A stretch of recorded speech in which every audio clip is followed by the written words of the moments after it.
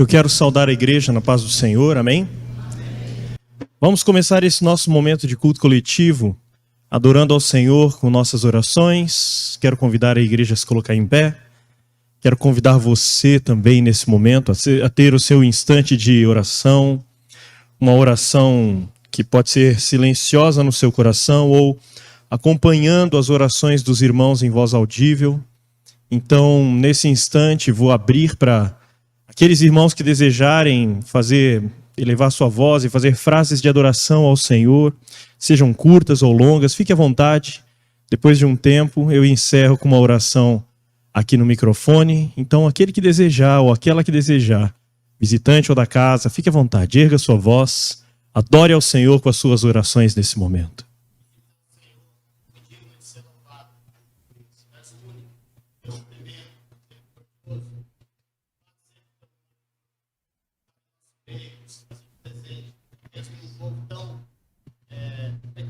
Mas pela graça que tens do teu Filho, o Senhor nos assiste nesta noite.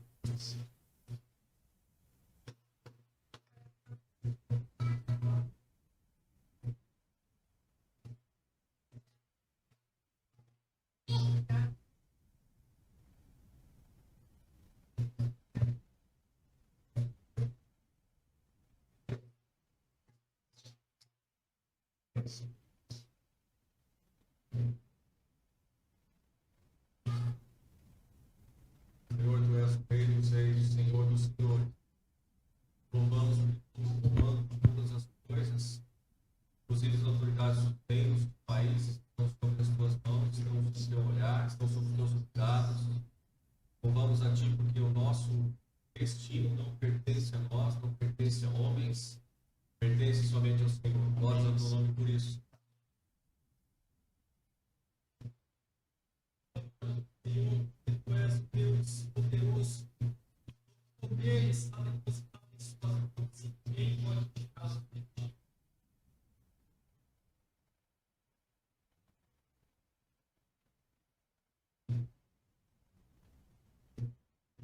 Obrigada, Pai, pela tua graça e misericórdia, em tudo que temos adorador e espírito de verdade. Possa glorificar o teu nome. Deus de eterna graça, nós somos pequenos diante do Senhor, nós somos frágeis, nós somos falhos, Pai, nós somos pecadores, nós somos limitados. O Senhor é tremendo, grandioso, justo, puro, santo. Não podemos nos comparar com o Senhor e não há nada que se compare com o Senhor. O Senhor merece receber toda a adoração, Senhor.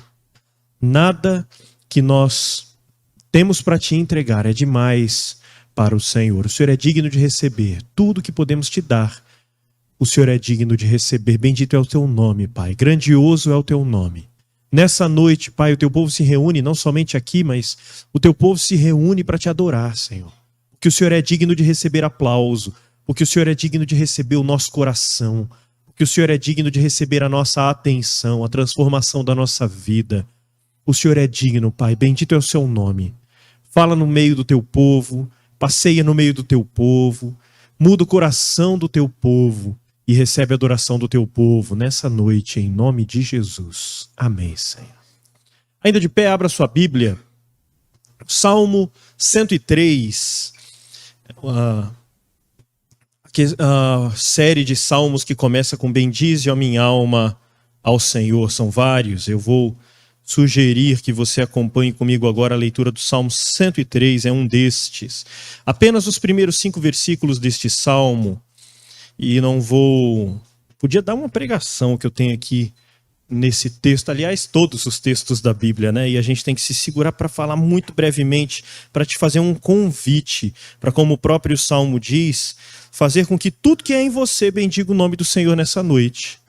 O Salmo 103, dos versículos 1 até os 5, diz assim, de acordo com a minha versão: bendize, ó minha alma, ao Senhor, e tudo que há em mim, bendiga ao seu santo nome.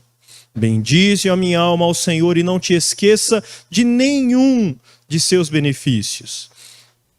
Ele é quem perdoa todas as tuas iniquidades, quem sara todas as tuas enfermidades, quem da cova redime a tua vida e te coroa de graça e misericórdia, quem farta de bens a tua velhice, de sorte que a tua mocidade se renove como a da águia. Glórias a Deus, é Ele que faz isso conosco. Assente-se por um instante. Eu gostaria que você não fechasse sua Bíblia, desse uma olhada aí no versículo 3, olha lá. Assentado, desse uma olhada no versículo 3. É Ele quem perdoa todas as nossas iniquidades. Eu gosto das totalidades. Esse salmo, nos 3 primeiros versículos, fala de 3 totalidades. Vamos de trás para frente, então, olhando o versículo 3. Ele fala da totalidade das nossas iniquidades, que Deus perdoa todas elas. Não tem uma das nossas iniquidades, dos seus pecados, não há um sequer que tenha passado despercebido diante dos olhos do Senhor. E que Ele não seja capaz ou que não tenha vontade de perdoar. Nenhum só dos teus pecados escapa dos olhos do Senhor. Ele é capaz de perdoar a todos eles e Ele tem disposição disso. Segunda totalidade é o versículo 2, diz: bendize a minha alma ao Senhor e não te esqueça de nenhum só dos teus benefícios. Então, além ou por causa do grande perdão com que nos perdoa, Ele olha para nós e derrama benefícios para nós, e agora nós somos mais ainda convocados para adorá-lo sem nos esquecermos da totalidade dos benefícios do Senhor. Essa é a segunda totalidade do nosso texto. A totalidade de benefícios que nos cercam, que há ao redor da nossa vida. E o versículo 1, terminamos com ele dizendo: bendize a minha alma ao Senhor e tudo que há em mim, bendiga ao seu santo nome. Tudo que há em mim. Então, olhando assim, nós entendemos, olhando o versículo 3 e depois o versículo 2, nós entendemos por que é que o salmista convoca a sua própria alma para, na totalidade do seu ser, adorar o Senhor. Se Ele perdoa a totalidade das nossas iniquidades, Ele é digno de receber a totalidade do que eu tenho para entregar. E é o convite que eu tenho para fazer, e o salmista tem para fazer para você nessa noite.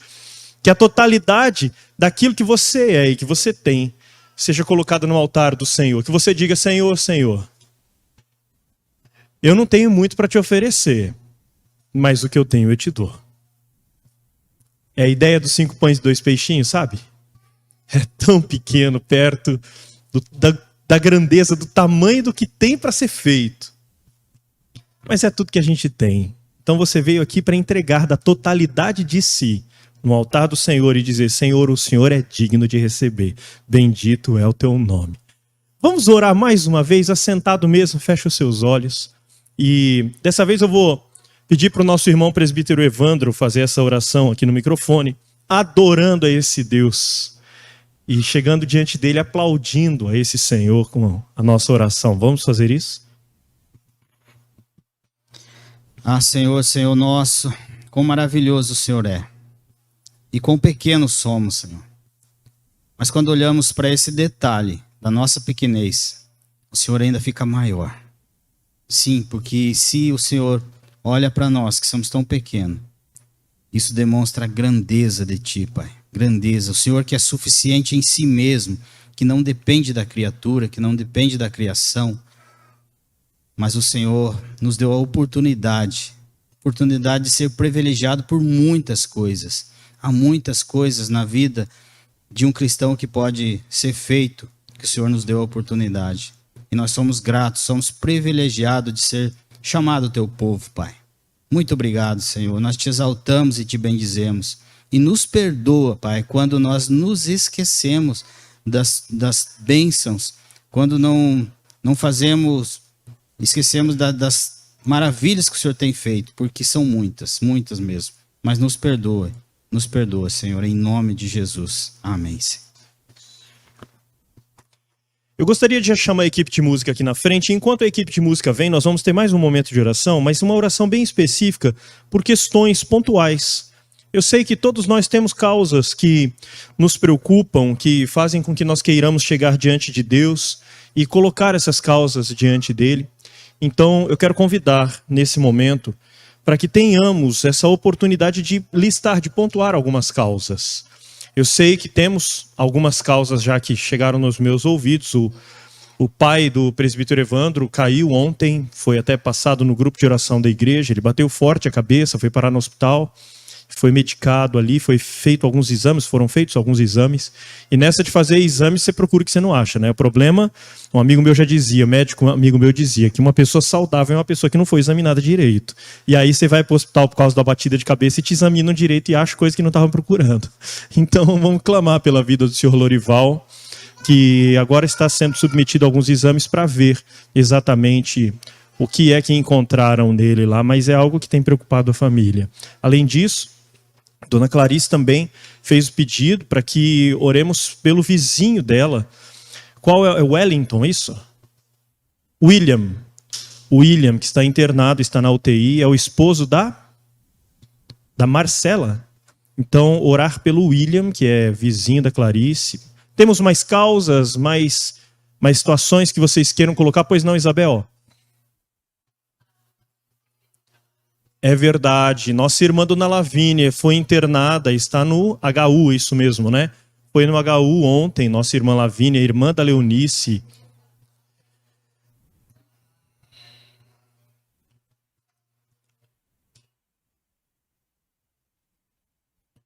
Então ainda está aguardando por esse exame. Faz alguns dias então que está no HU. Orar pela Dona Lavínia, por toda a família.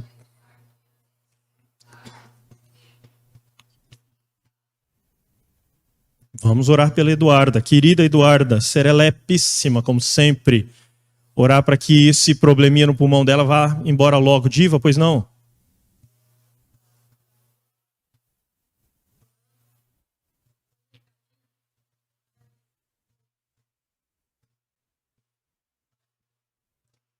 De qual mercado? Do mercado Borba Gato? Ah, tá. E chegou a ser internada, tá? Como é que tá? Como é o nome dela? Yolanda? Orar pela Yolanda também, Eduarda, Yolanda, Sr. Lorival, William. Pois não, Selma? Pois não. Pastor Flávio.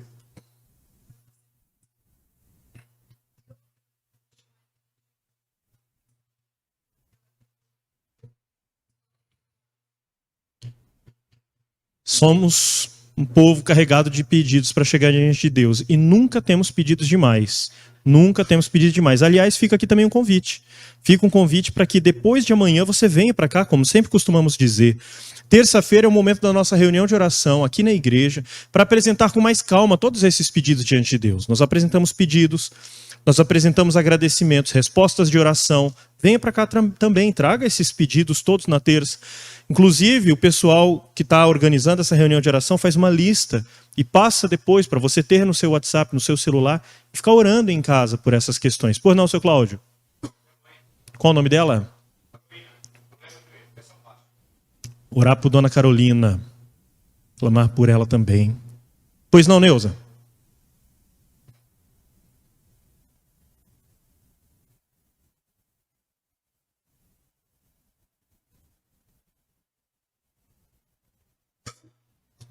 Repete o nome dele para nós, por favor. Geraldo. Já temos orado pelo Geraldo, inclusive, vegetando lá na cama. Uma situação complicada há mais de um ano e a irmã da Neuza tem segurado as pontas nisso. Vamos clamar por isso. Pelo Brasil, muito bem lembrado, pela situação agora pós a eleição, o Brasil está em ebulição, nós temos ideia de onde isso vai parar e clamamos para que Deus permaneça controlando tudo e preservando o nosso povo e as nossas instituições. Vamos ficar em pé?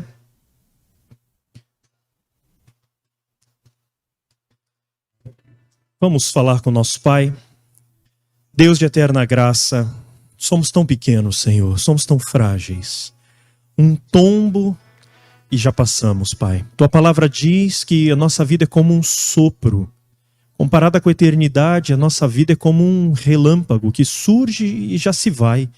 A nossa vida é como um piscar de olhos, a nossa vida é como a erva do campo, que cresce num dia e no dia seguinte seca-se e vai embora. Somos frágeis, Pai. Somos limitados, somos finitos. Mas nós não nos acostumamos com isso, Senhor, porque sabemos que fomos feitos para a eternidade. Fomos feitos para estar contigo eternamente. E nós não sabemos lidar com a finitude, Pai. Nós não sabemos lidar com a tristeza, com a dor. Nós temos tanta dificuldade, Senhor Deus, de lidar com a doença. Nós temos tanta dificuldade de ver nossos queridos angustiados, Senhor Deus. Nós temos dificuldades de ouvir acerca dos nossos irmãos que vão para a UTI, que vão para os hospitais, que ficam padecendo em casa, que vegetam em cima das camas. Nós temos tanta dificuldade. Temos dificuldade com as doenças que não têm cura, Senhor. Temos dificuldade com câncer, temos dificuldade com machucaduras, temos dificuldade com tudo isso, porque nós sabemos que não fomos feitos para essa vida. Mas nós queremos clamar então, para que o Senhor nos assista nessas nossas dificuldades, Pai. Queremos clamar para que o Senhor venha de encontro a essas dificuldades e necessidades. Colocamos esses nomes diante do Senhor, porque sabemos que pode parecer tão pequeno esse pedido, mas para nós isso é tão sério, Senhor. Para nós isso é tanto. Isso nos tira o sono, Senhor. Isso angustia o nosso coração. Irmãos, amigos, esposas, filhos, pais, angustiados, sofrendo. E clamamos por isso, Senhor. Clamamos pelos vizinhos, clamamos por esses que têm cirurgias a fazer, problemas a serem identificados, diagnosticados, estão buscando uma cura, estão buscando entender, estão buscando a vida. Clamamos por esses que estão sepultando tantas pessoas, Deus, que sepultam os seus todos os dias. Clamamos por esses também. Clamamos pela nossa própria mente, pela nossa própria saúde, Pai. Clamamos por aqueles que estão aparentemente saudáveis e clamamos por aqueles que têm que lidar com o luto. Clamamos por aqueles que têm que lidar com a doença, para que o Senhor os fortaleça, não só os doentes, mas que o Senhor fortaleça todos aqueles que têm que lidar com isso, Senhor. Clamamos pelo Teu povo, Senhor. Clamamos pelo Teu povo, para que o Senhor nos dê olhos que enxerguem a eternidade. Que o Senhor nos deixe ver muito além dessa vida, Pai. Que o Senhor nos dê capacidade de entender que ali do outro lado tudo é diferente, Senhor. E nos dê a esperança de logo estarmos ali. Que o Senhor nos faça percebermos que somos finitos e que essas questões fazem parte da vida. E que o Teu Espírito Santo nos fortaleça na prova e nos livre da prova, inclusive em algumas situações. Queremos clamar, Pai, misericórdia do Senhor sobre esse povo todo aqui. Foram tantos pedidos e tantos que não foram verbalizados aqui, mas que são depositados no Seu altar o tempo todo. Pedidos que guardamos no coração e o Senhor conhece, o Senhor sonda. E antes de abrirmos a boca, o Senhor conhece esses pedidos, Pai. Clamamos por aqueles pedidos daqueles que nos ouvem, Senhor Deus, através da internet. Clamamos por esses pedidos dos que nem vieram na Tua casa, mas que apresentam também diante do Senhor. Clamamos por esses. Tem misericórdia de nós, Senhor. Se o Senhor tirar a Sua mão, se o Senhor deixar de agir, quem somos nós? O que será de nós? Se o Senhor parar, se o Senhor retirar-se da nossa vida, já éramos, Senhor. Nós não temos esperança, nós não temos nada além do Senhor, nós não temos ninguém que seja por nós além do Senhor. Bendito é o Seu nome, Pai. Não nos deixe, não nos abandone. Assista o Teu povo quando ele carece de Ti. Assista o Teu povo quando ele chora. O Senhor é aquele que colhe as nossas lágrimas, então colhe as lágrimas daqueles que choram nesse momento, Senhor. Quer sejam por situações de saúde, por relacionamentos, por vida financeira, casamentos que não vão bem, filhos envolvidos com aquilo que angustia o coração dos pais. Quer seja pela situação do país ou dos estados do país, quer seja pela situação econômica ou política, qualquer que seja, mas que o Senhor assista o Teu povo na angústia, Senhor Deus, e nos ensine a olharmos para o Senhor nos momentos das ondas bravas, Pai. Que o Senhor volte os nossos olhos para Ti, que o Senhor consiga todos os dias captar a nossa atenção, Senhor, para que nós tenhamos os olhos fixos em Ti, muito mais do que nas circunstâncias. Nos ensina, Pai, seja conosco, bendito é o nome do Senhor, que antes de pedirmos já tem solução para essas causas. Bendito é o nome do Senhor, e nos ajude a abraçarmos a Tua vontade com alegria, recebermos a Tua vontade com alegria, desejarmos a Tua vontade sempre com alegria, em nome de Jesus, Pai amado. Amém, Senhor.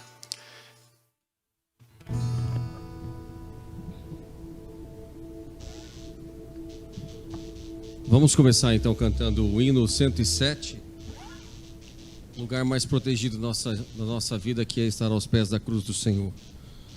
Vamos trazer os dízimos e ofertas enquanto cantamos esse hino que a gente tiver preparado, tá? Quem porventura for visitante, então se constranja, que é uma obrigação da quarta igreja, e as ofertas também para aqueles que precisam, os missionários também, ok? Quero estar ao pé da cruz.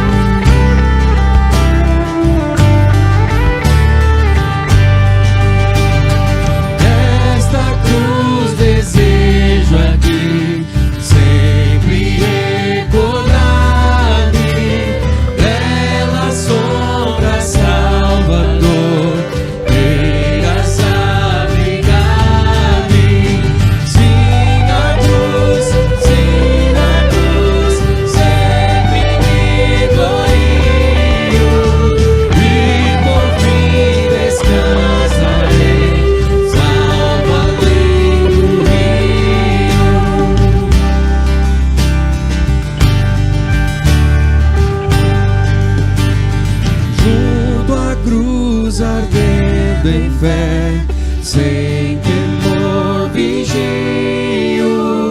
firme até a pátria ver, santa lei do rio. Siga a cruz, sempre vigorio, e por fim descansarei, salvo a lei do rio. Siga a cruz, sempre vigorio, e por fim descansarei, salvo a lei do rio.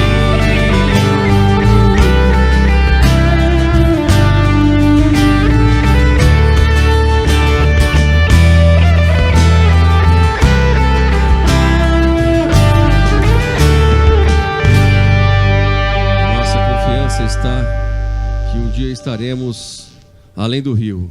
Amém? Vou pedir o pastor José para orar, agradecendo dízimos e ofertas, pode ser?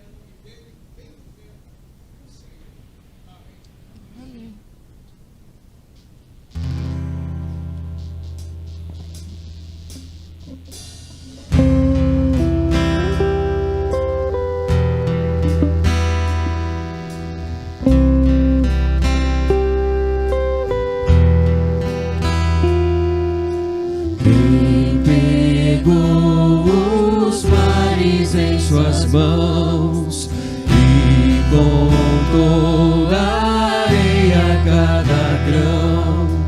Reis e povos tremem com sua voz. Aqui a ação lhe rende adoração. Contempla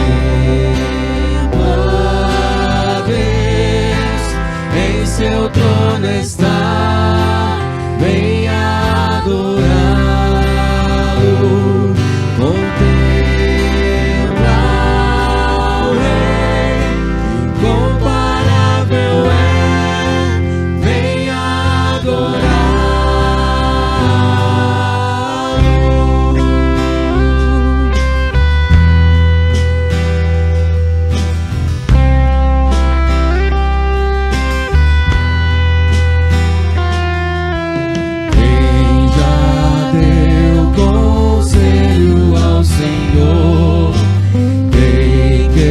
Questiona o que ele falou. Ao Deus sábio, quem vai ensinar? Sua majestade ninguém pode sondar.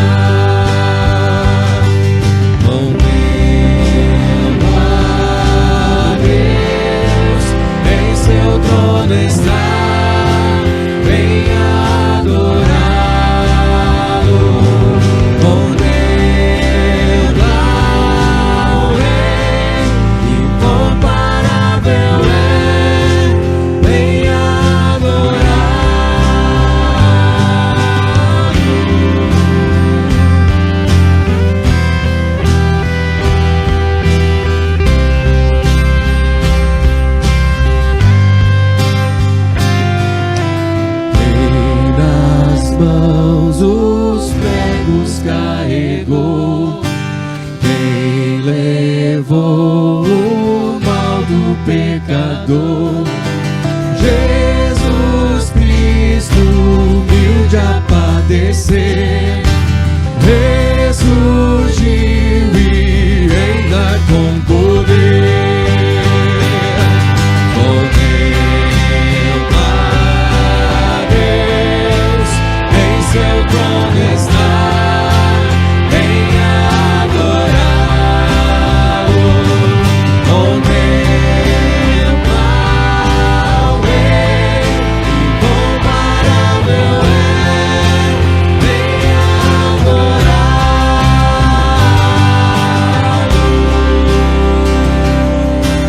Vamos isso comigo. Reinará pra sempre, reinará pra sempre. Vamos mudar isso também. Reinará pra sempre, reinará pra sempre, reinará pra sempre. Reina, contempla Deus, contemple, contempla Deus, em seu trono está, venha adorá-lo.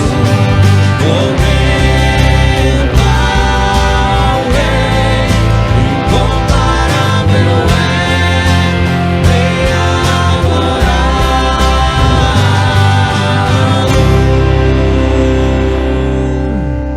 Esse é o nosso Deus, tão grandioso. Quem pode dar conselho a Ele?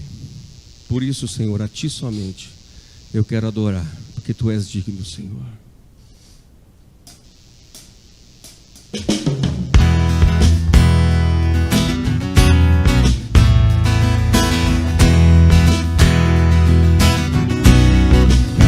Tu és digno de todo louvor, Senhor, em Tua presença. Pra sempre eu quero estar. O meu coração deseja de todo se entregar a Ti somente. Eu quero adorar. Tu és digno, Tu és digno de todo louvor, Senhor, em Tua presença. Pra sempre eu quero estar. O meu coração deseja de todo se entregar a Ti somente. Eu quero adorar. Quão grande és Tu, quão grande és Tu.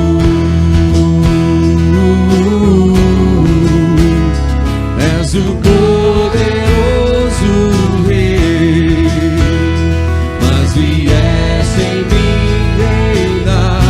Quão grande és Tu, quão grande és Tu.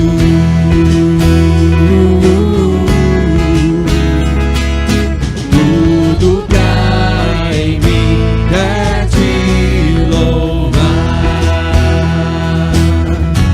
Lá do início, Tu és digno, Senhor. Tu és digno de todo louvor, Senhor, em Tua presença. Pra sempre eu quero estar. O meu coração deseja de todo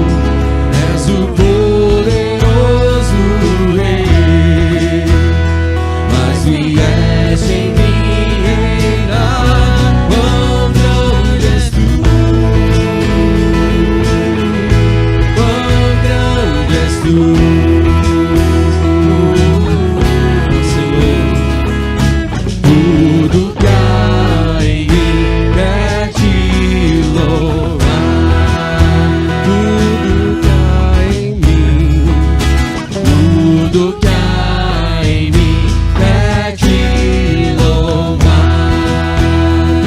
Tudo, Senhor, tudo que há em mim é te louvar.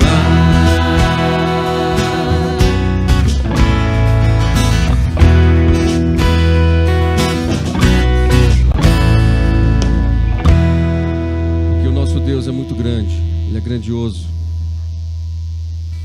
Ele é maravilhoso. Ele tem esplendor de um rei, porque Ele é um rei.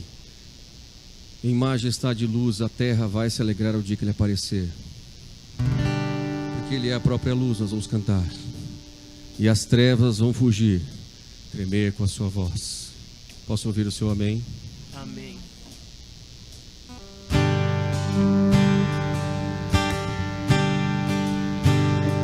Quão grande é o meu Deus, cantarei quão grande é o meu Deus, e todos hão de ver quão grande é o meu Deus.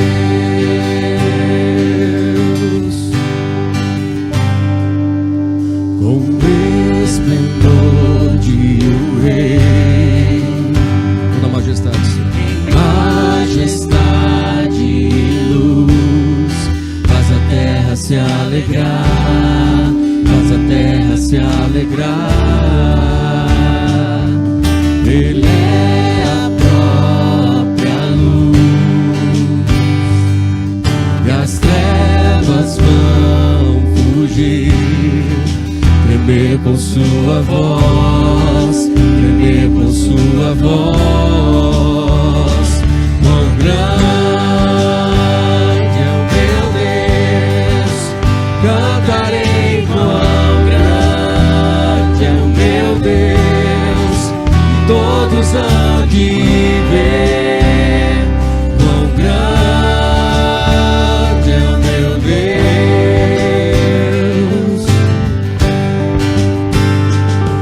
Por gerações Ele é,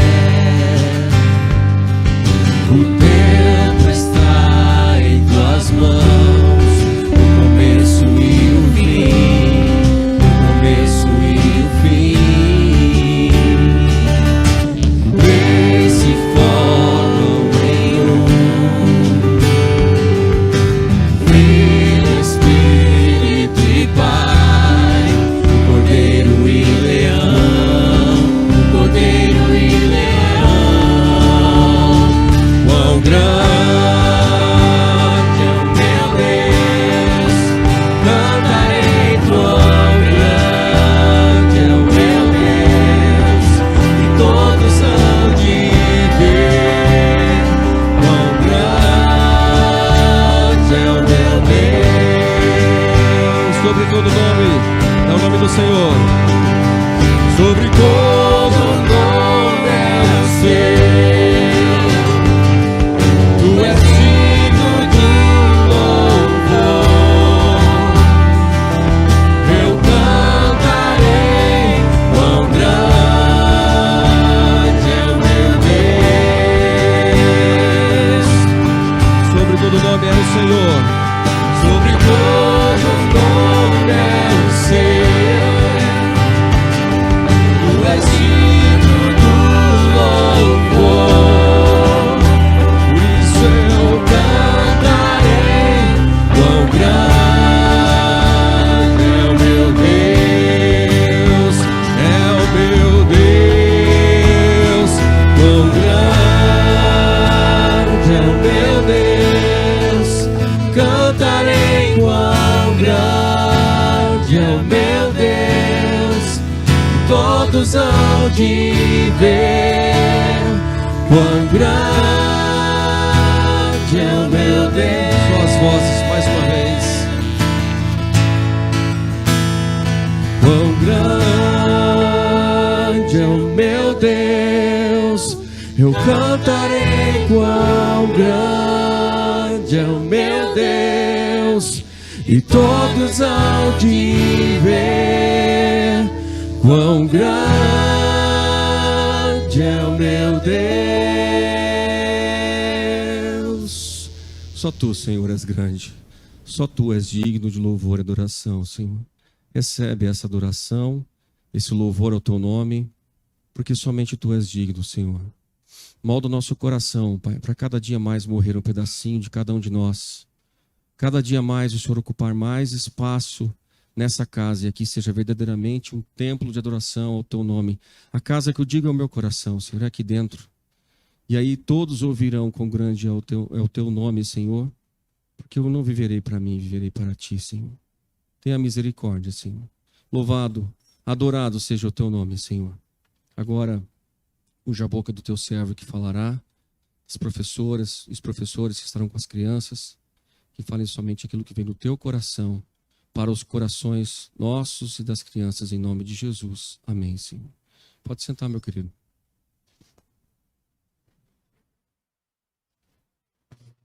Antes de chamar as crianças aqui, eu gostaria só de conhecer as pessoas que estão nos visitando pela primeira vez, mas antes até de apresentar a gente de primeira vez, eu quero apresentar a gente que já é de casa aqui.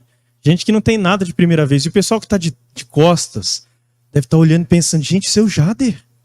É o seu Jader que está aí, só faltou o banquinho aqui para confundir legal todo mundo. Seu Benaí, por gentileza, apresenta o casal para quem porventura não conheça. Apesar de Javinho já ser de casa. Javinho, ele é irmão do Jader, irmão da minha ex, da Selma, todos conhecem. Ele tá meio figurinha aqui, né? Assombração entre nós. Uma vez chega no lugar, o seu Jader. O Javinho e a Bereci estão aqui conosco em busca de tratamento de saúde. Ele é presbítero lá na igreja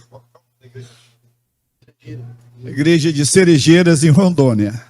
É uma alegria tê-los com a gente. Depois a turma que é de Rondônia aí, ó, o pessoal de Cacoal já vem, já dá um abraço nessa turma aqui, um abraço e um beijo com o cheiro da terra lá, hein?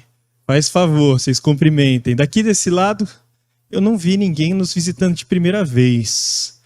Isso, né? Deixa eu ver daqui também não. O Vinícius está bem acompanhado ali, mas também não é a primeira vez. Isso mesmo, deixa eu ver.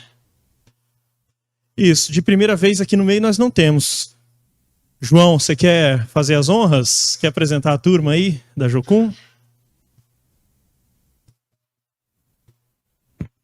Essa aqui é a Cíntia. Ela é de Rondônia também. Olha aí. E esse aqui é o Felipe. De Goiás, é? Goiás.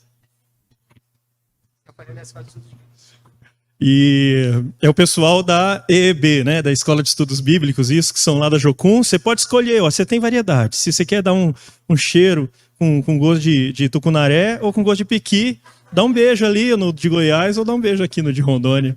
Tá bom? Esses são os visitantes, sejam muito bem-vindos. O pessoal que está perto aí, Roberta, Gleison, Rosângela, a Elaine, Selma, Salete, já cumprimenta o povo, já aperta a mão. Não vai embora, você que é de casa. Pode sair do seu lugar, faz que nem a Salete, sai do lugar, venha dar um abraço, cumprimenta esse pessoal. Não vai embora hoje sem abraçar os visitantes, ok? E aqui na minha mão, eu vou fazer propaganda do pessoal que está indo para a Malásia, agora em janeiro. Estiveram conosco no dia 2 de outubro, no primeiro turno das eleições. Nós tivemos uma frequência muito baixa por causa das eleições, mas nós tivemos o nosso culto missionário. E o Samir e a Linda estavam aqui com suas 3 filhas, e foi uma delícia estar com eles. E aí, se você conheceu o Samir, se você conheceu o trabalho dele, se envolveu com eles, vem pegar aqui, é a turma da pulseirinha da Frontiers. A pulseirinha preta e branca, não é amarela e preta não. Preta e branca aqui é a pulseirinha da Frontiers. Nós temos na nossa Secretaria de Missões tanto a pulseirinha quanto o ímã de geladeira deles. Por que isso aqui? Para você ver a carinha deles todos os dias. Você vai beber água lá, olha a carinha deles e ora por eles. Eles estão indo em locais agora onde é proibido, inclusive o nome dele nem é Samir, justamente porque é proibido ser cristão onde eles estão indo. Então tem até que usar nomes postiços, digamos assim. E você vai pegar isso aqui. Quanto é, pastor? Você que decide o preço. Não tenho dinheiro, não tem importância, pega e leva embora. Procura o pessoal da Secretaria de Missões. Deixa eu ver, Israel, posso deixar contigo? Israel, Murilo, quem mais? O Gonçalo também está participando, não sei se o Mylon também está participando da Secretaria de Missões, mas pega com a turma da Secretaria de Missões, faça uma oferta no valor qualquer e não deixe de orar por esse pessoal. Não tem ajuda financeira para contribuir financeiramente, contribua com as suas orações, que valem muito mais do que qualquer valor que você possa depositar numa conta bancária em favor desse pessoal, ok? Ore pelo Samir, ore pela Linda, ore por suas crianças, pelas meninas. E agora sim vamos chamar as crianças aqui na frente, todas as crianças até 6 anos, cujos pais desejarem enviar para o culto infantil, venham para cá. Professoras do culto infantil, venham para cá. Vamos orar por essa turma bonita. Vamos sentar do lado de cá? Tá cheio de fio aí. Vamos vir do lado de cá hoje, todo mundo? Vem cá, Mari. Isso. Senta do lado do Lucas, senhor Gael. Vem cá, Olívia, chega mais.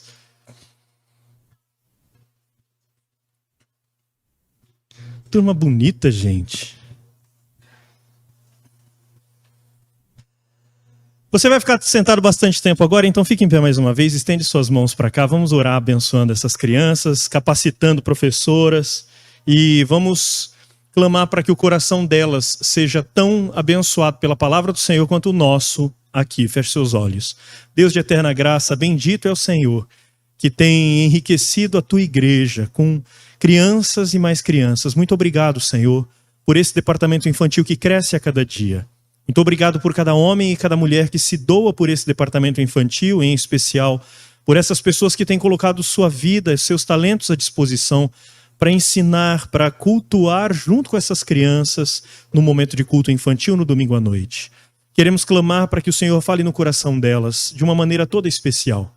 Que elas aprendam a amar o Senhor nas suas casas e que elas sejam fortalecidas nisso, que sejam reforçadas nisso aqui na tua casa, Senhor. Que o Senhor faça com que elas tenham o privilégio de ouvir de ti, serem instruídas na tua palavra, conhecerem a doutrina que nos aproxima do Senhor, que elas te amem acima de qualquer outra coisa e amem o próximo como a si mesmo, a partir daquilo que ouvem aqui nos cultos na nossa igreja. Comissiona, capacita, instrui a cada professor e professora para que possam fazer o mesmo com essas crianças.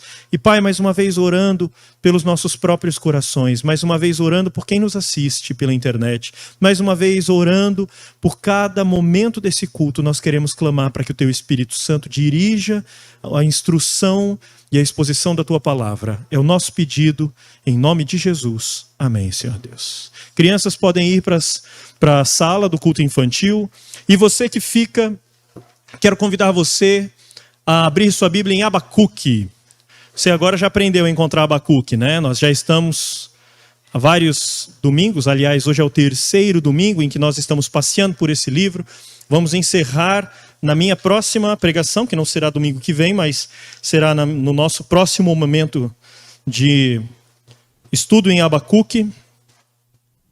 Abacuque capítulo 2, dessa vez. Abacuque é um livro pequeno, um profeta menor. Obrigado, Leandro. Um dos chamados profetas menores, por causa do tamanho mesmo do livro, não tem nada a ver com importância, mas é um tamanho reduzido, são apenas 3 capítulos. O livro de Abacuque foi escrito por volta de... Abacuque atuou como profeta por volta de 600 anos antes de Jesus nascer, na época do imperador Nabopolassar, na Babilônia. Bom nome para dar para filho, hein? Vocês já conheciam Nabucodonosor, né? Nabucodonosor já é figurinha carimbada. Essa piada eu nem conto aqui. Mas Nabopolassar é uma nova. E bem hoje a grávida não veio. Tem outra grávida lá, se for menina, hein? Nabopolassar, bom nome. Nabopolassar era pai do Nabucodonosor, imperador da Babilônia. E eles exerceram domínio por toda aquela região, inclusive para esse povo aqui. Para quem não lembra, antes de partirmos para a leitura no capítulo 2, para quem não lembra, o livro de Abacuque, ele é um livro muito diferente. Aliás, todos os profetas, eles têm características que os distinguem dos outros, uns dos outros. E a característica desse camarada aqui é que Abacuque não fala para o povo. Abacuque é um dos livros em que o povo de Deus não recebe instrução. Jonas, por exemplo, é um livro em que o povo também não recebe instrução. Jonas é um livro em que o profeta fala para os que não são do povo, para os ninivitas. Mas Abacuque é um livro em que ele não fala nem com os não cristãos ou não judeus e nem com os judeus. Ele fala com Deus. Abacuque é uma conversa, é um diálogo do profeta com Deus. No capítulo 1, o profeta se chega diante de Deus e fala: Senhor, Senhor, eu estou ouvindo violência ao meu redor e eu clamo para o Senhor para que acuda. E o Senhor não faz nada. E aí Deus responde, fala: calma, rapaz, estou preparando os babilônios, ele chama de caldeus, lá no versículo 6 do capítulo 1. Estou preparando os caldeus para virem castigarem esse povo. O meu povo vai ser esmagado pelos ímpios, fique tranquilo. E aí o profeta se assusta, porque a resposta não é bem o que ele queria.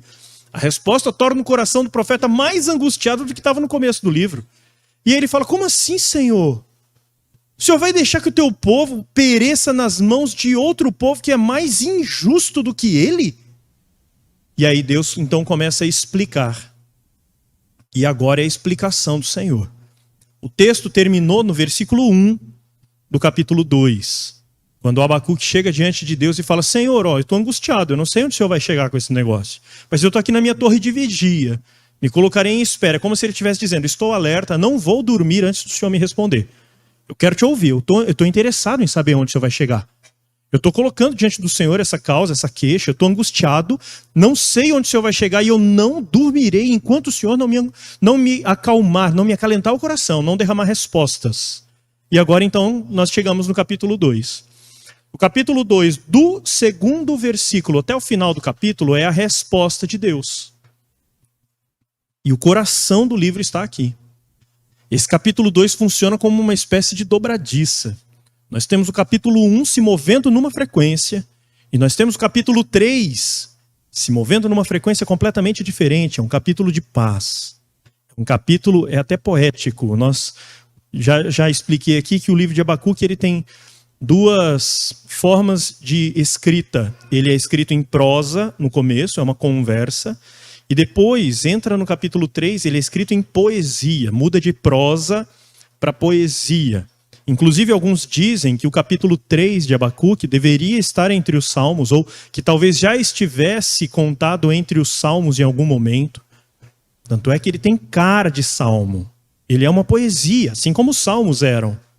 Ele é uma poesia para ser cantada. Tanto é que quando ele termina no último versículo, vai lá para o 3 rapidinho, último versículo, versículo 19, ele diz o seguinte: ao regente do coral, essa oração deve ser acompanhada por instrumentos de corda. Ou, como diz na revista atualizada, ao mestre de canto para instrumentos de corda. Então, é uma oração para ser cantada. Talvez Abacuque fosse, quem sabe, da tribo de Levi, que é o pessoal responsável por essa canção no templo, né, pelas canções no templo. Mas o fato é que existe um divisor de águas. O capítulo 1, como eu disse, está numa frequência. Se você sentir o cheiro, tem cheiro de angústia.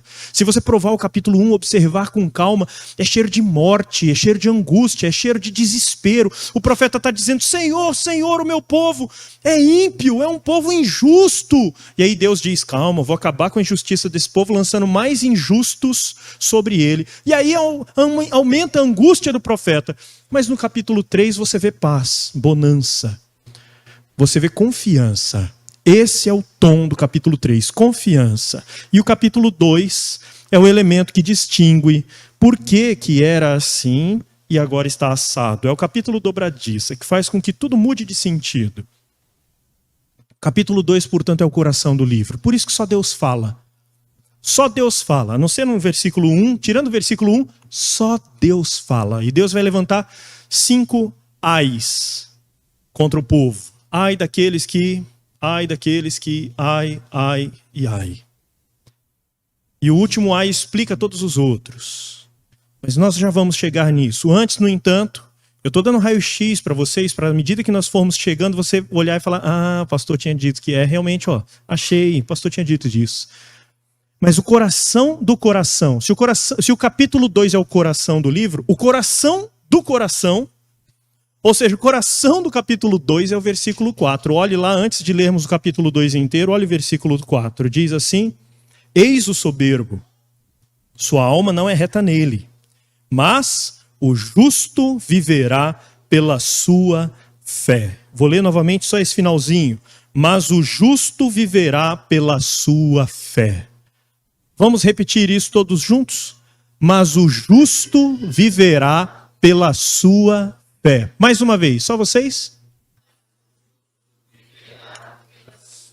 Se você pegar Abacuque, espremer assim, apertar e cair uma gota, e você olhar no microscópio essa gota é essa segunda metade do versículo 4. Mas o justo viverá pela sua fé. Essa é uma verdade nuclear. Verdades nucleares são gotas, são princípios pequenos, gotas pequenas, frases pequenas, conceitos pequenos, palavras pequenas, mas que carregam dentro de si um poder tremendo, como uma bomba nuclear. Bomba nuclear é assim. Se você quer, por exemplo, derrubar essa casa, esse prédio com dinamite, você vai usar uma certa quantidade. Agora, se você quiser derrubar todo um edifício, você vai ter que usar muita quantidade de dinamite. Você vai ter que usar um caminhão de dinamite. Agora, se você olhar uma bomba nuclear, como foi a bomba de Hiroshima, a bomba de Nagasaki, tantas outras bombas que estão em testes por aí, vocês vão ver que elas são pequenas, muito pequenas, se comparadas com essas bombas de TNT, de trinitrotolueno aí, de TNT, de dinamite. São muito pequenas porque elas são bombas que trabalham em nível nuclear. É a bomba atômica, trabalha ali no nível do átomo, minúsculo, com um poder tremendo dentro de si. Por isso é algo pequeno, carregado de poder. Assim como essa frase, o justo viverá pela sua fé. É uma verdade nuclear. É tão nuclear que a história do cristianismo se divide em antes e depois do encontro com essa frase. De quem que eu estou falando? De quem que eu estou falando? Martinho Lutero. Martinho Lutero, em 1510, esse homem, padre, monge, estudante de teologia, olhava para a Bíblia, tentava ser justo, tentava andar direito, e ele se chicoteava cada vez que errava, para ele tentar manter-se dentro do caminho certo. E um belo dia, preocupado, porque ele não se sentia agradando suficientemente a Deus, ele fazia o máximo possível para ser bom para com Deus, para que Deus se agradasse dele, para ele convencer a Deus a gostar dele, através das atitudes do homem. Então ele se depara com esse versículo, não aqui, repetido lá pelo apóstolo Paulo em Romanos, capítulo 1, versículo 17. O mesmo versículo, o apóstolo Paulo em Romanos 1, 17, faz menção a essa frase. E aí quando ele se encontra com o justo viverá pela sua fé, os olhos dele se abrem. Ele entende, não é pelo que ele faz, é pelo que ele crê. E tudo muda na vida dele, e tudo muda a partir dele. E se hoje não somos católicos, se hoje existem igrejas além da igreja católica, é por causa dessa verdade nuclear, que entrou em muitos corações, não só Lutero, estou citando apenas um, e causou um estrago nuclear. Um estrago muito bom, do qual nunca nos recuperamos e eu espero que nunca nos recuperemos. Agora podemos ler o texto? Vamos lá. Eu trouxe duas versões. Revista atualizada, Nova Versão Transformadora.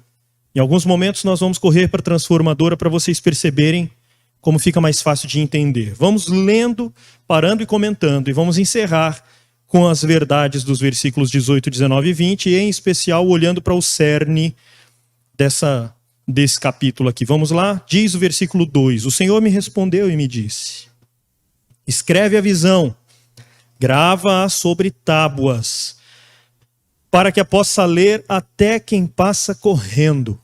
E aí dizem que esse aqui é o precursor dos outdoors. Você vai passar rápido, correndo de carro, mas você vê, porque o negócio é grande. Esse aqui é o marketing acontecendo na Bíblia. Na verdade, a intenção de Deus não é exatamente essa.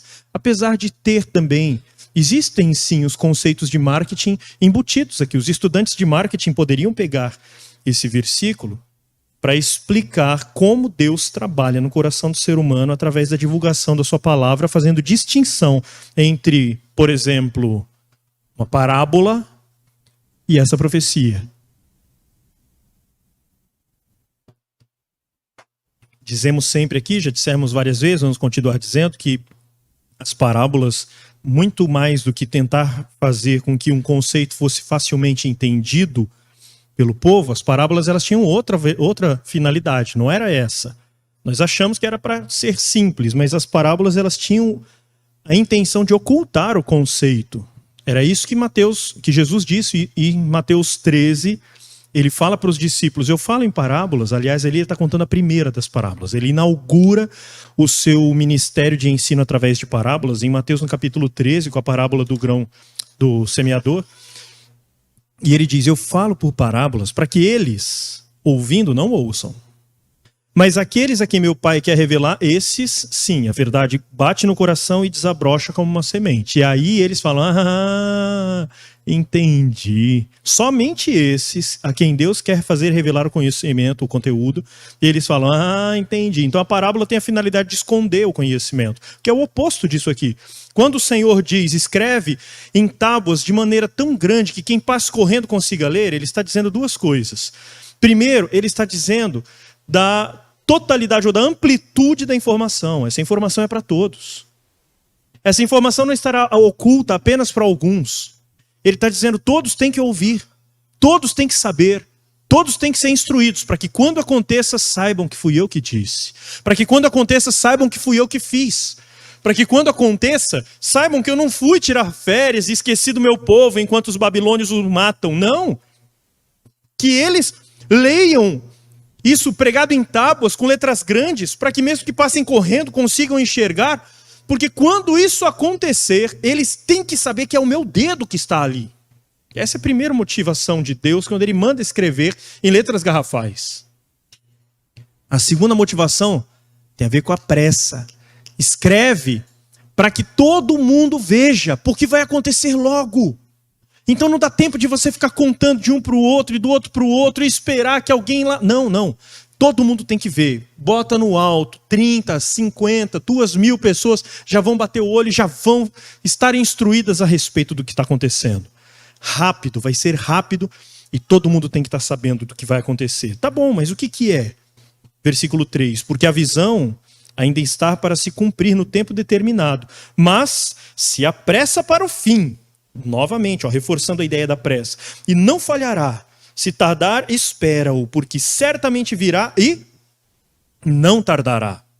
Então vai ser rápido. Aí, no versículo 4, Deus faz uma distinção entre os dois personagens que nós vemos no versículo 1, no capítulo 1. Ele diz, eis o soberbo, sua alma não é reta nele. Quem é o soberbo?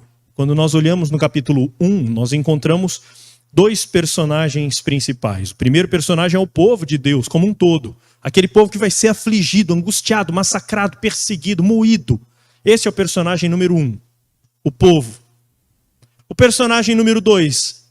Os caldeus, os babilônios, que podem ser representados pelo imperador deles, Nabopolassar, ou quem sabe Nabucodonosor, dependendo da época que esse profeta está vivendo agora. Esse é o opressor. O outro é o oprimido. E chegamos no versículo 4 e vemos dois, o arrogante e o justo. E aí a nossa mente já é dirigida, de uma maneira correta, a nossa mente já é dirigida para aqueles dois personagens. Então, quando Deus olha para o opressor, ele vê, eis aí o arrogante. Esse que oprime é o arrogante, a sua alma não é reta nele. E aí vira-se para o outro e diz, mas o justo, o meu justo, esse viverá pela fé. E é interessante que quando ele fala o justo viverá pela sua fé, ele está se referindo, pode ser interpretado de várias maneiras, pode ser interpretado como ele se referindo a Jesus, o meu justo, aquele que virá um dia, permanecerá pela sua fé, ressuscitará pela sua fé. Pode se interpretar dessa forma, apesar de não ser uma interpretação muito ortodoxa, você tem que viajar um pouquinho na maionese para conseguir chegar nessa conclusão, mas também tem a interpretação de o meu povo, aqueles que são justos dentro do meu povo. É como se ele estivesse fazendo uma distinção e dizendo, nem todo o meu povo será protegido, não.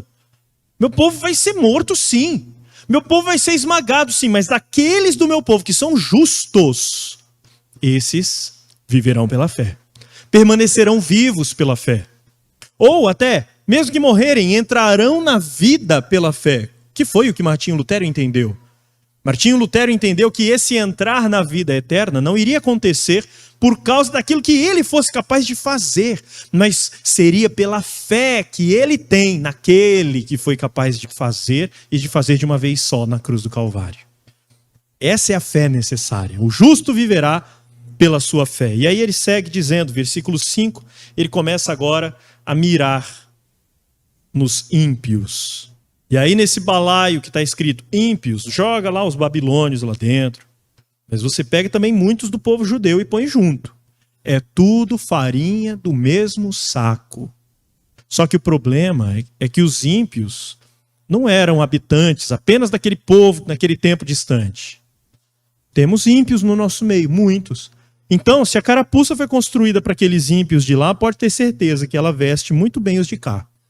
Então, cuidado ao ler esse texto. Cuidado com a sua reação, não com o texto.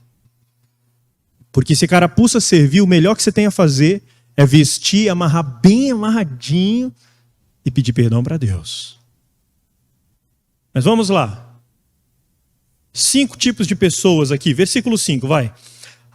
Assim como o vinho é enganoso, tampouco permanece o arrogante, cuja gananciosa boca se escancara como sepulcro, e é como a morte que não se farta. Ele ajunta para si todas as nações e congrega todos os povos. Está falando justamente do imperador da Babilônia, que vem conquistando todos os povos e ele nunca se cansa de conquistar, nunca está farto. Como dizia o Rockefeller, quanto um homem precisa para ser feliz? Qual era a resposta? Só um pouquinho mais. Nunca se farta. Nunca nos fartamos da riqueza, do dinheiro, nunca nos fartamos do conforto, sempre queremos um pouquinho mais. Se você comprar uma televisão de 60 polegadas, daqui a 6 meses, 1 ano, 2 anos no máximo, você já está pensando como conseguir uma de 72 e assim por diante. Se você consegue uma casa na praia, daqui a 2, 3 anos você está pensando como conseguir uma na montanha também. Se você consegue uma fazenda, você daqui a pouquinho está pensando como conseguir mais hectares para acrescentar nessa fazenda. Nós nunca nos fartamos e eles nunca se fartavam. E esse ímpio nunca se farta, assim como a morte, um sepulcro aberto. Não se farta e ajunta o tempo todo para si. Não levantarão, pois, todos estes contra ele um provérbio dito zombador? Ou seja, ele está dizendo assim, porventura o pessoal não vai ficar fazendo piadinha com ele? E veja só quais são os ais, os provérbios, as piadinhas. Eles vão dizer o seguinte, em primeiro lugar, ai daquele que acumula o que não é seu. Nós temos uma palavra para dizer isso, a palavra ladrão. Ai daquele que acumula o que não é seu. Até quando? E aquele que a si mesmo se carrega de penhores, não se levantarão de repente os teus credores? E não despertarão os que te hão de abalar? Tu lhes servirá de despojo. Lembra, despojo é aquilo que um vitorioso pega do derrotado quando ele ganha a batalha. 2 soldados se encontram, por exemplo, Davi e Golias, contar a história deles. Lembra da história? Davi e Golias. Davi dá uma pedrada, depois que Golias cai, tira a espada de Golias, com essa ele corta a cabeça do gigante e ele sai vitorioso. Mais para diante nós vemos que a espada que era de Golias estava no templo do Senhor. Ela foi levada como um despojo de guerra, ou seja, aquilo que ele pegou do vencido, aquilo que o vencedor tomou do vencido. Então o que o texto está dizendo aqui é que tudo aquilo que os ladrões acumulam para si, vai ser o despojo daqueles que vão ser vitoriosos contra os ladrões. O texto continua dizendo, tu lhes servirá de despojo. Você, ladrão, vai servir de despojo contra os seus inimigos. Versículo 8. Visto como despojaste a muitas nações, todos os mais povos te despojarão a ti, por causa do sangue dos homens e da violência contra a terra, contra a cidade, contra todos os seus moradores. Então veja só que é bem ampla esta ação do ímpio contra os outros. E ele vem com força, vem com violência, arranca dos outros aquilo que não lhe pertence, mas que a partir de agora lhe pertencerá. Arranca na força, quer seja às vistas do outro ou não. quer seja às vistas do dono ou não, toma para si aquilo que não é seu e edifica sua riqueza a partir da desgraça alheia. E Deus começa dizendo: ai desses, eles um dia serão despojo de outros. Mas tem o segundo ai. Versículo 9. Ai daquele que ajunta em sua casa bens mal adquiridos. Ou em outra versão diz: ai daquele que constrói a sua casa com bens mal adquiridos. Vou ler aqui na versão da nova versão transformadora. Que aflição espera vocês que constroem casas enormes com dinheiro obtido por meio de opressão. Acreditam que a riqueza comprará segurança e manterá sua família afastada do perigo. O dinheiro engana mesmo. E aqueles que o têm sofrem desse mal. Mas, com os homicídios que cometeram, envergonharam seu nome e condenaram sua própria vida. E agora o versículo 11, na versão revista atualizada, diz: porque a pedra clamará da parede e a trave lhe responderá do madeiramento. O que quer dizer isso, pastor? Quer dizer o seguinte, meu irmão. Aquele camarada que oprime os outros, se o primeiro é o ladrão, ai do ladrão, esse agora é ai dos opressores que escravizam e matam. Ai daqueles que através da escravidão e do homicídio colocam riquezas para dentro de sua casa e constroem as próprias casas com elas. Sabe o que vai acontecer no último dia? As suas casas, a pedra que você utilizou para edificar a linda parede da sua casa, a trave que você utilizou no madeiramento ou da porta ou do telhado, vai clamar contra você. Vai ser testemunha contra você, porque ela foi posta lá à custa de sangue inocente. E é isso que o versículo 11 está dizendo: essa pedra vai clamar contra. O madeiramento na parede vai ser teu inimigo. Ele vai ser a prova da tua iniquidade. E isso vai trazer juízo e justiça de Deus sobre sua vida no último dia. É um texto pesado contra todos aqueles que abusam da autoridade do poder contra os mais frágeis. Aí o versículo 12 já traz outros. Terceiro grupo, que é o grupo dos corruptos. Ai daquele que edifica a cidade com sangue e a fundamenta com iniquidade. Sangue é morte mesmo, tá? Eu vou ler na versão transformadora. Que a aflição espera vocês que constroem cidades com dinheiro obtido por homicídio e corrupção. Então sangue é morte mesmo. Ai dos corruptos que matam por sua corrupção e que constroem as suas cidades a partir disso. Versículo 13.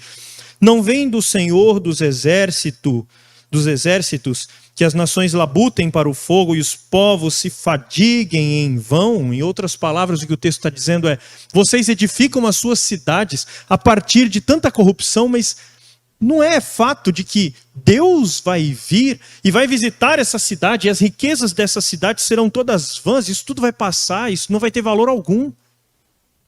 Para que vocês estão tão ocupados, tão preocupados em edificar cidades lindas, se Deus vai destruir tudo isso? Mais cedo do que vocês pensam, inclusive, é em vão que vocês estão labutando.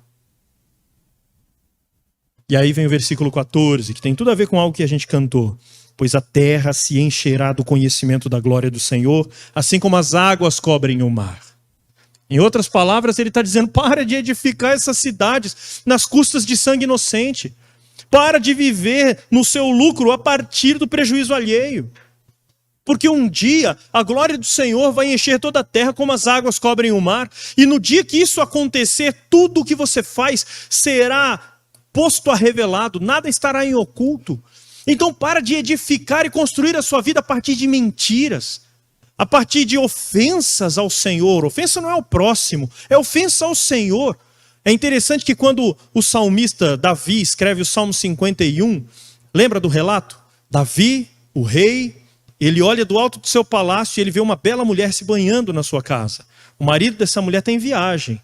Aliás, era um dos melhores soldados de Davi. Estava na lista ali entre os 30 melhores soldados de Davi. É uma lista que nós encontramos no livro de 1 Reis. Uma lista com os 30 melhores soldados de Davi. Está o nome do bendito do Urias. Aquele que Davi mandou matar para ficar com a mulher dele. Davi viu a mulher, gostou, chamou, falou: pega ela que eu quero. Mas é a esposa do teu soldado. Não interessa. E ela engravidou. E para não ser julgado, não ficar aparente, mandou matar Urias. Estou resumindo a história. Matou Urias e ficou com a mulher. E aí o profeta Natan dá de dedo na cara dele. E ele enxerga o seu erro. E ele senta e escreve o Salmo 32. Enquanto eu ocultei o meu pecado, meus ossos se envelheceram dentro de mim. Mas também escreve o Salmo 51. E no Salmo 51 ele diz algo lindíssimo. Ele diz, porque contra ti eu pequei, contra ti somente, de forma que serás justo no teu julgar e puro no teu falar. Peraí, contra ti somente? Não foi contra Urias? Não foi contra Batseba? Sim, foi sim, mas Davi entendeu uma verdade. Toda ofensa contra alguém, em última análise, ou em primeira, não sei, é uma ofensa contra Deus.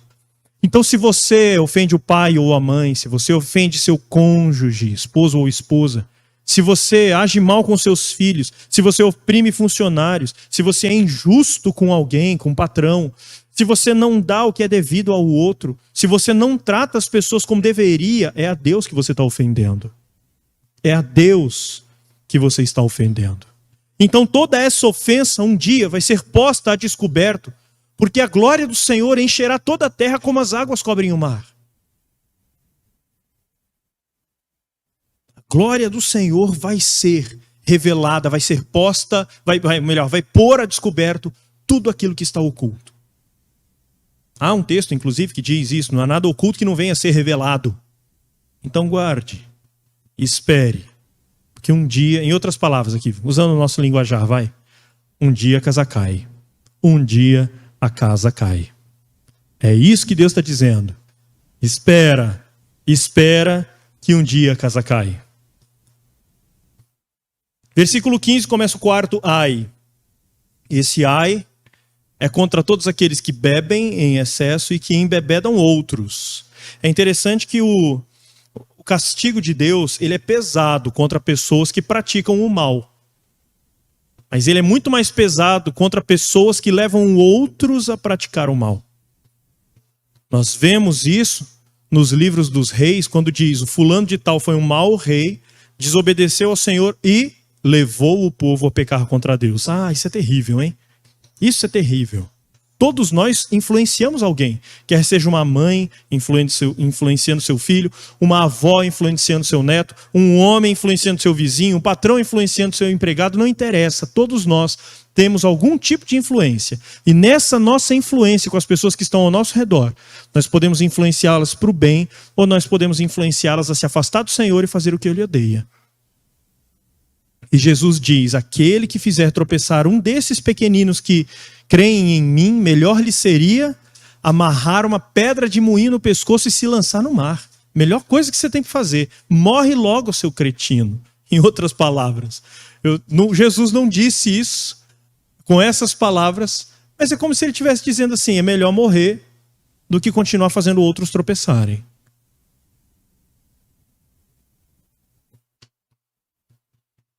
Versículo 15 em diante é direcionado para esses. Tantos que bebem e se embriagam. Pastor, é pecado beber? Se você conseguir beber bebida alcoólica sem perder o controle, que é o primeiro e grande pecado do envolvimento com bebida alcoólica, sem perder o controle, sem estragar o seu corpo, sem ofender. Eu vi o fulano com um copo de cachaça na mão, pastor, e ele se diz presbítero.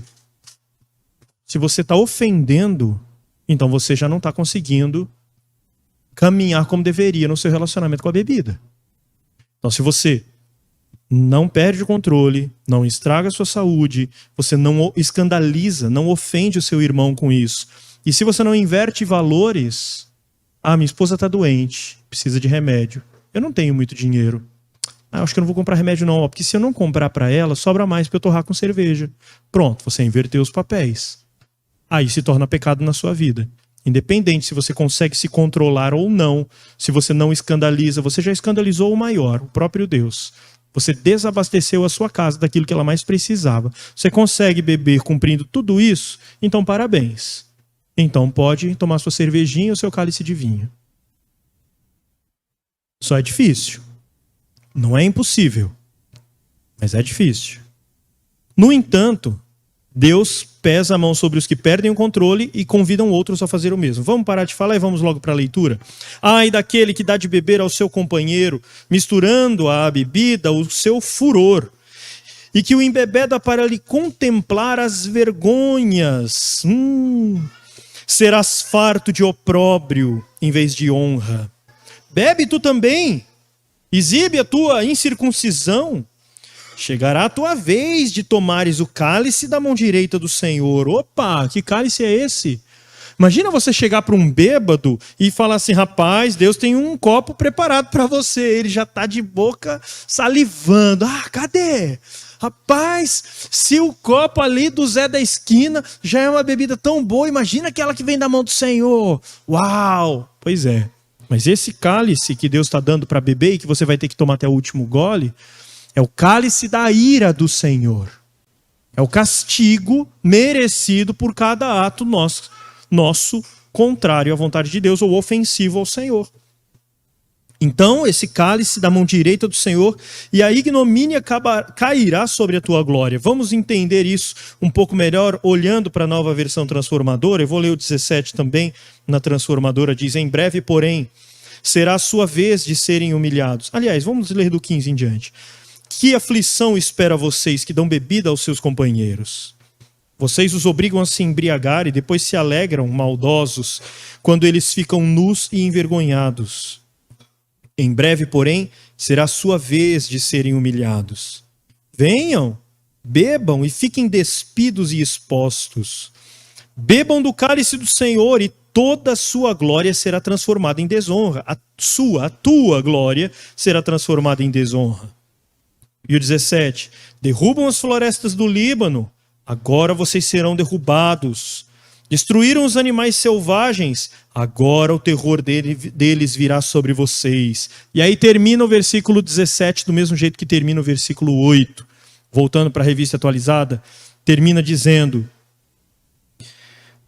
por causa do sangue dos homens e da violência contra a terra, contra a cidade e contra todos os seus moradores. E aí chega no último ai.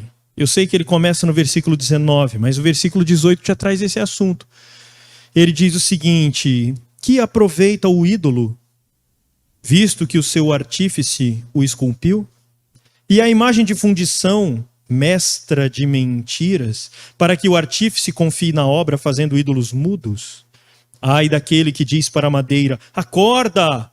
E para a pedra muda: desperta! Pode o ídolo ensinar?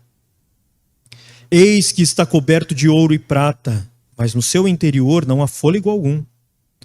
O Senhor, porém, está no seu santo templo, cale-se diante dele toda a terra. Esse aqui é o coração de todo o contexto do livro de Abacuque. É o grande problema. O grande problema do povo não é eles quererem comer melhor. O problema do povo é o Deus deles ser o próprio ventre, usando as palavras do apóstolo Paulo. O grande problema do povo não é eles quererem ter um pouco mais. O problema do povo é quando a riqueza é o seu Deus. O grande problema do povo não é desejar o conforto. O problema do povo é quando esse conforto é o ápice, o auge do seu coração e da sua vida. E para isso ele vai pisar em quem precisar pisar. Isso é idolatria. Idolatria é quando Deus deveria estar no centro, mas não está. Está lá o seu desejo de conforto, está lá o seu amor pelo dinheiro, está lá o seu amor por si mesmo e por aquelas questões que dizem respeito àquilo que é melhor para você. Todas as vezes em que você olhar a lista de Deus dizendo: Deus espera que eu seja assim, que eu faça isso, que eu faça aquilo, e você olhar essa lista e falar: não, isso aí não quero não, eu vou fazer isso aqui, ó, e esse outro, e tem mais isso. Todas as vezes que a sua lista entrar no lugar da lista de Deus, bingo, idolatria. Deus deixou de ser o primeiro. E como diz o Arautos do Rei, se ele não for o primeiro no seu coração, então já não é mais nada. Não passa de uma canção. Idolatria. É o coração da angústia desse povo. Por que Deus castiga desse jeito? Porque o povo se vendeu. e foi adorar a outros deuses. Foi adorar a qualquer deus que vendesse para si, oferecesse para eles uma angústia, ou aplacar da angústia. Qualquer deus que prometesse cascalho para encher as suas bocas e eles se fartassem com isso. E eles se venderam para esses deuses. É isso que ele diz no versículo 18. Essas imagens de fundição são mestras em mentiras, a expressão que ele traz aqui. Mestras em mentiras as imagens de fundição. E aqui na nova versão transformadora, olha só que legal essa versão. De que vale o ídolo esculpido por mãos humanas? De que vale a imagem de metal que só os engana? Como assim? A imagem de metal me engana? Sim, claro! Porque existe um Deus no céu, irado contra todos nós, por causa do nosso pecado. E é importante, é muito importante você abra o olho para isso. Porque, meu irmão, se você entender que nós somos pecadores e Deus é santo, e na sua santidade ele não compactua com o nosso pecado, e por causa disso nós precisamos lutar contra o nosso pecado, nos humilhar diante de Deus e clamar por perdão. É a única forma, é chegar diante de Deus, através da nossa fé, como diz o versículo 4, e dizer: Senhor, eu creio na ação do Senhor em me perdoar. Eu sei que eu não consigo obter esse perdão por mim mesmo, mas eu creio que o Senhor é capaz disso. Por favor, derrama perdão sobre a minha vida, Senhor. Por favor, conta-me entre os teus. Me faça teu povo. Faça isso comigo, Senhor. Se você não faz isso, você continua no time daqueles que se opõem ao Senhor. Daqueles que são contrários ao Senhor. E quando você se encontra com um ídolo mudo, feito de barro, de madeira, de ouro, de qualquer material, e você presta culto a ele, os seus olhos estão tão fixos nele, que você nem olha para esse Senhor, e você se preocupa em agradar a esse Deus, ao invés de se preocupar em agradar aquele Deus, e aí o seu coração fica apaziguado. Sabe aquela angústia que todo mundo tem, porque sabe que Deus existe? Mesmo os maiores ateus, no fundo eles têm algo ali que diz: mas espera aí, mas e se? Porque todos nascemos crédulos, todos nascemos crentes. Em algum momento na sua vida você deixa de crer, você deixa que a ciência tome o lugar, ou então você é direcionado para que toda essa sua crença, ela deságue na direção de um único ídolo de plástico, de gesso, de pedra, de pau, do que for. E aí você aplaca aquela voz que fica dizendo: adore a ele, adore a ele. Você diz: eu já estou adorando, eu já estou fazendo tudo que eu tenho que fazer. E aí você acende a vela para o ídolo e pensa: pronto, estou salvo. É por isso que esse ídolo, o texto diz que é um ídolo que engana, porque ele deu um remedinho placebo para você. Sabe o que é placebo? É remédio de farinha. Você está lá morrendo de dores, achando que aquele negócio vai consumir você, e vai. E aí o médico te engana e dá um remédio de farinha. Peraí, mas se esse remédio é de farinha, para que ele serve? Para aquelas doenças psicológicas. Sabe o que é, pastor ou doutor? Eu estou passando mal, eu estou com... E aí o médico começa a te ouvir e pensa: isso é coisa da cabeça dessa mulher. Isso é coisa da cabeça desse sujeito. Eu vou fingir que vou tratar e eu tenho certeza que ele vai curar. Placebo também serve para fazer teste. Vou pegar 50 pessoas que têm queda de cabelo e 50 pessoas que têm queda de cabelo. Igualzinho. Para um, eu vou dar um remédio que eu estou testando. Para o outro, eu vou dar placebo. Eles vão achar que eles estão tomando um remédio. Então, o psicológico deles não vai fazer a diferença entre ser curado ou não. No entanto, eles não estão comendo nada além de farinha.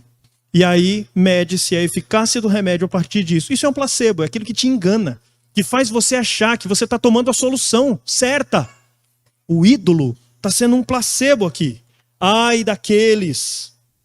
Ou melhor, versículo 18. De que vale o ídolo esculpido por mãos humanas? Ou a imagem de metal que só os engana?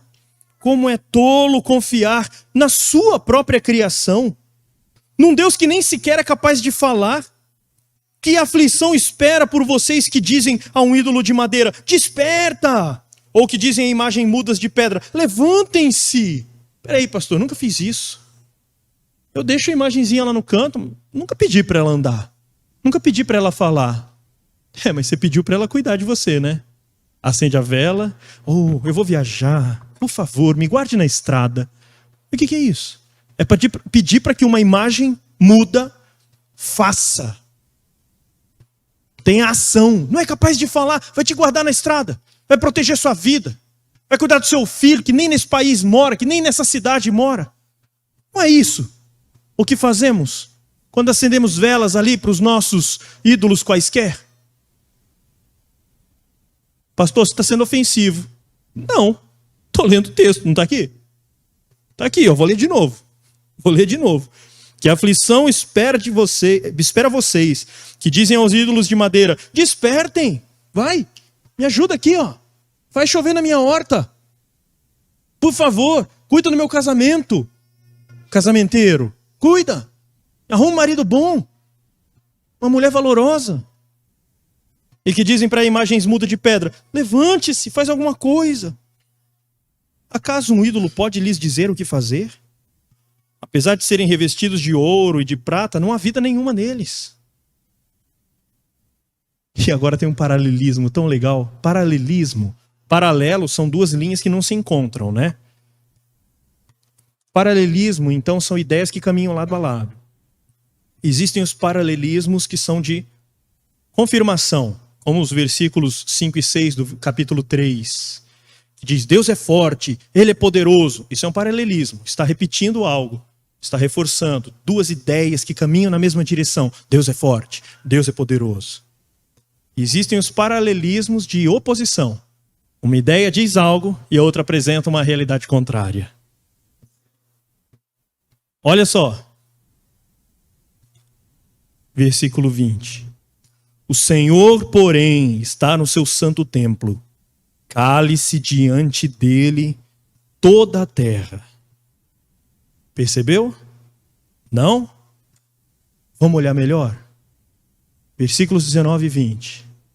Você está aí lutando com seu ídolo. Fala! Fala! O ídolo é o quê? Qual que é a característica do ídolo? Ele descreve o ídolo como sendo um ídolo mudo. Você chega para o ídolo mudo e está falando, vai, faz alguma coisa. Fala! Cuida de mim, cuida dos meus. Ó, minha horta aí, minha plantação, faz chover. Vai! Me ajuda a ganhar dinheiro, cuida da minha casa. Você está clamando para que um ídolo mudo fale. Mas quando chegamos diante de Deus, toda a terra que se cala, não é o ídolo, somos nós. Esse versículo está aqui para fazer um contraste entre esse Deus e este Deus grandioso, diante do qual toda a terra se cala. Jó percebeu isso muito bem. Quando você vai lendo o livro de Jó, você vê Jó sacando angústias do coração e colocando na mesa, falando, Senhor, olha isso aqui. Senhor, e vai colocando tudo na mesa. Senhor, e ele vai falando, achando que ele é bom e achando que Deus está fazendo injustiça com ele. Onde já se viu o Senhor fazer um negócio desse comigo, Senhor? Então Deus aparece e não responde a nada. Deus não dá uma resposta a nenhuma daquelas perguntas de Jó. Deus só pergunta de volta, Jó, onde você estava quando eu fiz o avestruz? Jó, por acaso você sabe dizer qual é o caminho de um raio no céu? Jó, quem foi que fundou os alicerces da terra? Você estava lá quando eu fiz isso? E com tudo isso, Jó vai vendo a Deus e a grandeza desse Senhor. E quando ele termina, tem um texto maravilhoso. Capítulo 41, Jó diz, tapo a boca. Quem sou eu? Uma vez eu falei, mas duas, e foi demais, perdão. Falei do que eu não conhecia. Falei do que eu não conhecia. Essa é a atitude de alguém diante da grandeza de Deus. E um dia essa grandeza, como diz o versículo 14, encherá toda a terra como as águas cobrem o mar. Então você e eu e toda a criação diante dele, nós emudeceremos e diremos, o que eu posso fazer? O grupo M, na época do Israel e da Ana Cláudia, tinha uma canção lindíssima, lindíssima, que falava isso. Diante dele, o que nós faremos? Nos colocaremos de joelho? Eu só posso imaginar o que vai acontecer. Vou cantar, eu vou aplaudir, o que eu vou fazer? Aliás, nós não podemos nem imaginar. O que eu vou falar? Não tem nada que eu possa dizer diante da grandeza desse Senhor. E um dia eu estarei diante dela. E como cantamos agora, e todos hão de ver quão grande é o meu Deus. Todos hão de ver. E quando todos virem, faremos que nem Jó. E toda a terra se calará diante da grandeza desse Deus. E aí nós perceberemos que ridículo era parar de olhar para esse Deus, ou de viver para Ele, ou de me curvar diante dele e dar atenção para qualquer outra coisa que tenha sido criada por Ele ou criada pelas nossas próprias mãos. Se temos um Deus tão grande para adorar, por que gastar tempo voltando o foco para qualquer outra coisa? E é por isso que nós estamos enviando missionários lá para aquele chamado Círculo da Maioria. Quem estava aqui no dia 2 de outubro e viu o Samir falando sobre isso, entende o que é isso. No Círculo da Maioria, onde estão aqueles países em que as pessoas adoram a tudo. O rio Ganges, lá na Índia, é um deus para eles. O rio, eles adoram como se fosse um deus. E tem pessoas que adoram milhares e milhões de deuses naqueles países, e eles estão cegos. E é necessário que o povo que enxerga, que tem luz nos seus olhos, chegue e chacoalhe e fale, para! Eu estava vendo uma reportagem de uma mulher que nunca na vida cortou o cabelo, e chegou um determinado momento que ela começou a acreditar que o cabelo dela era um deus, mais um deus na vida dela. E ela cultua o próprio cabelo. E estamos gastando tempo adorando essas bobagens, os panteístas, que Deus está em tudo, ou aqueles que creem que Deus é um monte de coisas ao mesmo tempo, eles estão adorando tanta bobagem.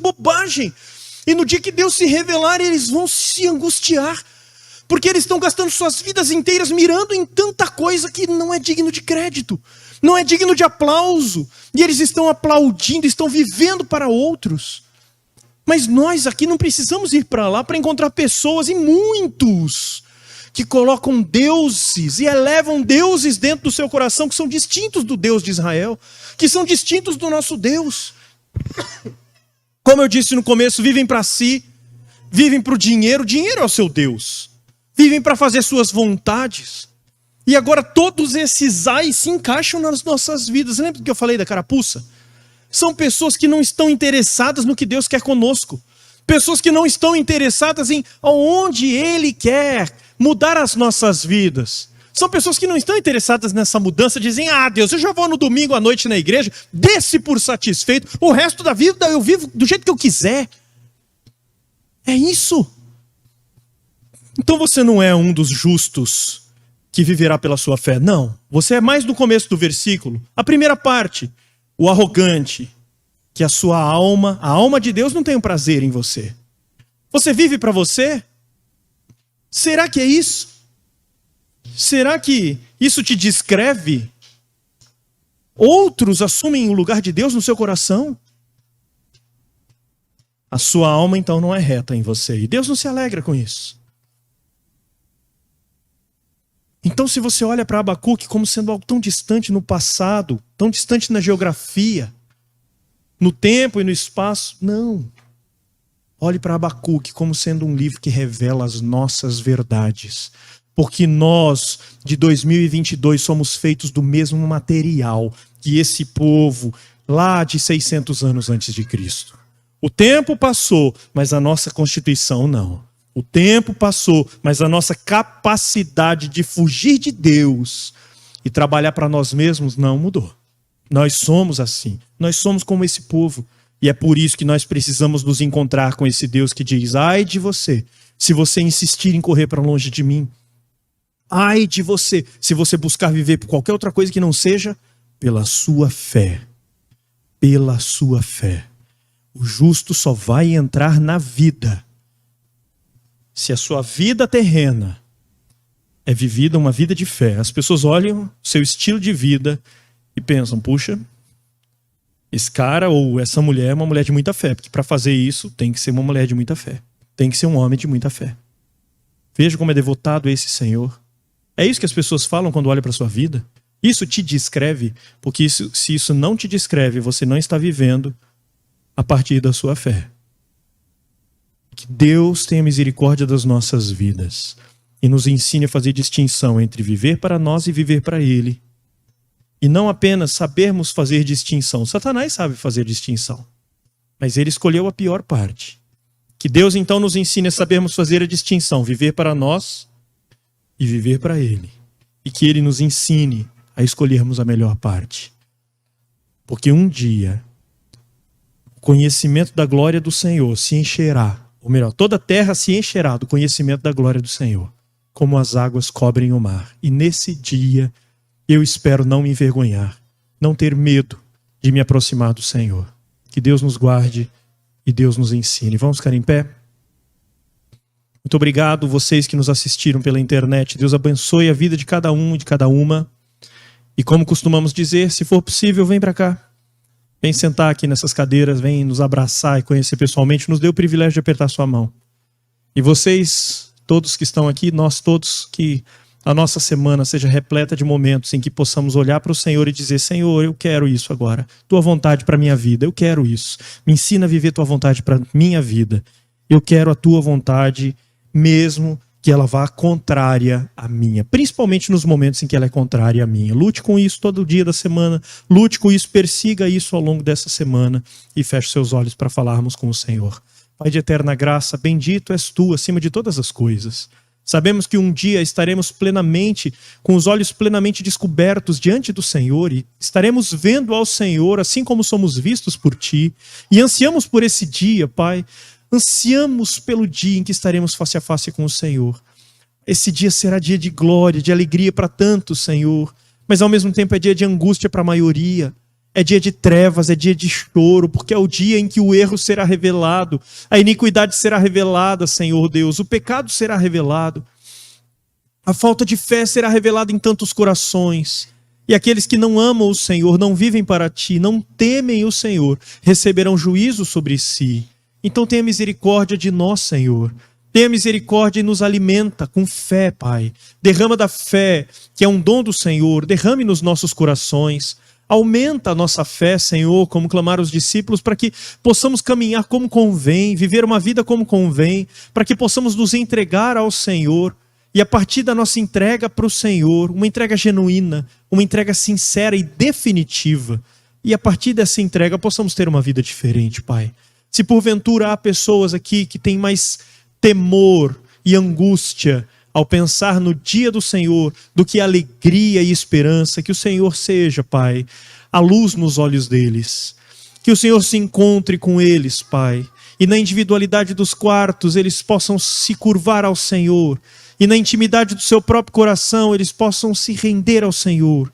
E se porventura há pessoas que não vivem para ti, mas vivem para si mesmas, se nesse momento há pessoas que vivem assim e que estão nos ouvindo, tenha misericórdia, Pai, alcança-os. Assim como essa palavra já abriu tantos olhos de tantos filhos do Senhor que foram transformados, como Martinho Lutero e tantos outros que foram impactados por esse versículo 4, que o Senhor também nos alcance e nos ensine a vivermos pela nossa fé, nos ensine a abraçarmos uma vida de fé e a caminharmos por fé e tomarmos decisões por fé e a passarmos a desejar ao Senhor mais do que qualquer outra coisa, e que o Senhor nos ensine a dizermos não para nós mesmos e sim para aquilo que diz respeito ao Senhor, Pai. Seja conosco, transforma a nossa vida e sabemos que só a partir de então estaremos prontos para viver uma vida que te agrada, Pai. Bendito é o seu nome acima de todas as coisas. Que o Senhor seja bendito nas nossas vidas também.